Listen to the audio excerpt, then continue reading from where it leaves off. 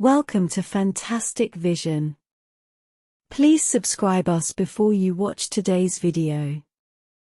The United States, which has always regarded itself as a cutting-edge technology, has been deflated this time in front of the half-complete Chinese technology. Huawei's 5G, DJI drones, CATL new energy, etc. have subverted the previous world's perception of Chinese companies. We know that the Biden team is under unprecedented pressure. From the moment the US United Allies launched the chip rules, the technological game between China and the United States began.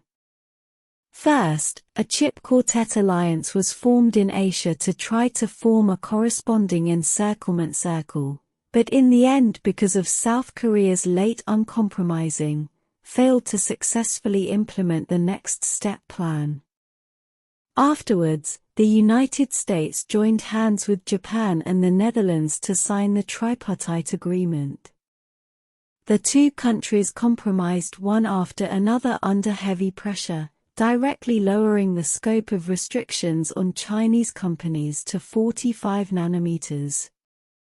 Japan occupies 14 of the 19 key auxiliary materials for core making.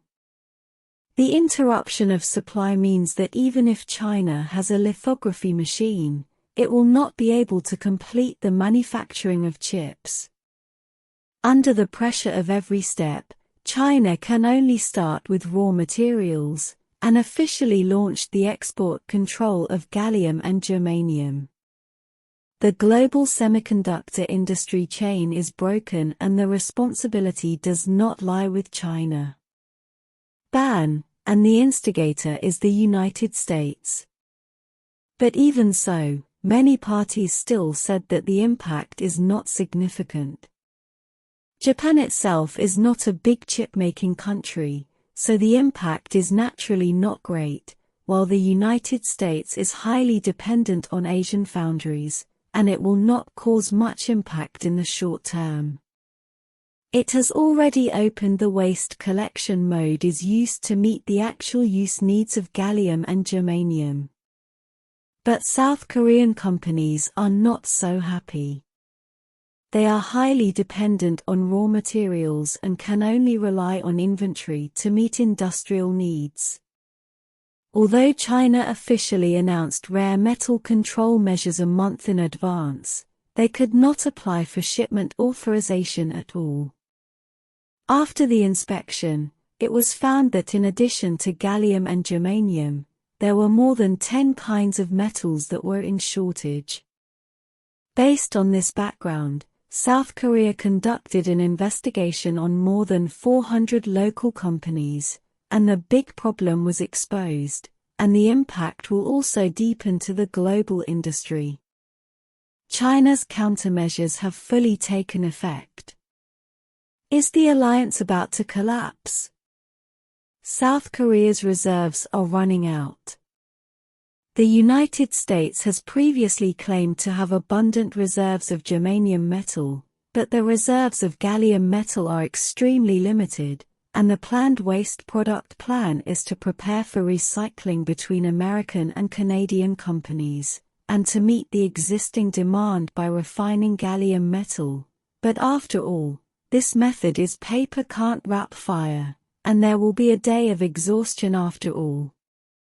The reason why the United States is in such a stalemate is simple.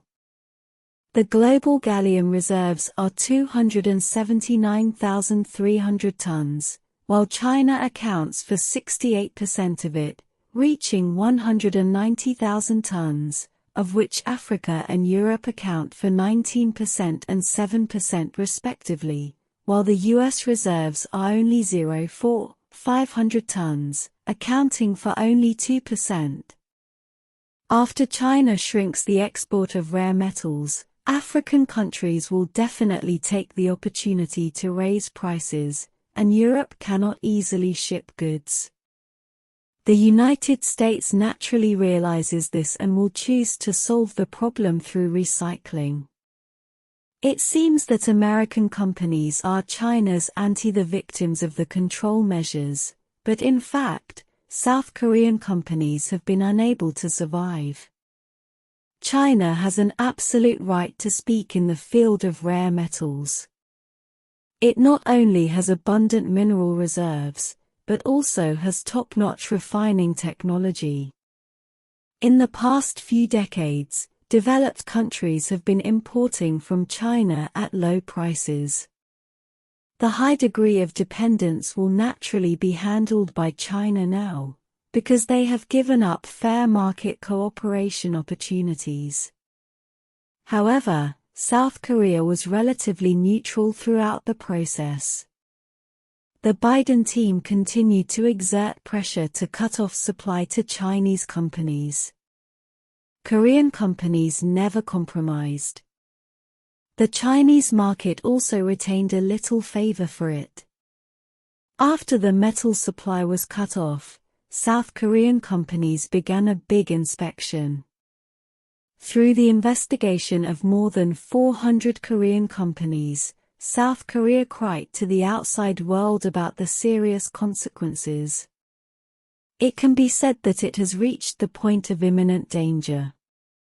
Relying on domestic mineral reserves can only meet the needs of 3 weeks at most and at least 6 days. 13 key The amount of metal reserves is less than half of the actual demand, and Korean media also responded. South Korea will become the first loser of global strategic resources. South Korea's standard for resource reserves is 100 days. However, due to the impact of global shipment control, the pressure on chip inventory has doubled. Korean companies simply do not have enough funds to hoard rare metals. This has led to a serious shortage of reserves.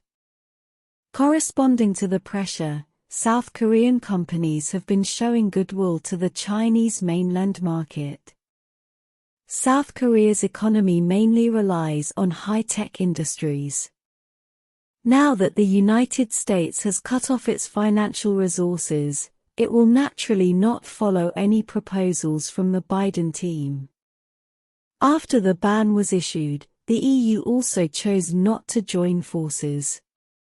All countries and regions are accelerating the promotion of technology to get rid of the technology dependence on the United States. Although the American alliance is huge, it has long existed in name only. How do you understand this? Thank you for watching this video. What do you think of this video? You can put your thoughts in the comment.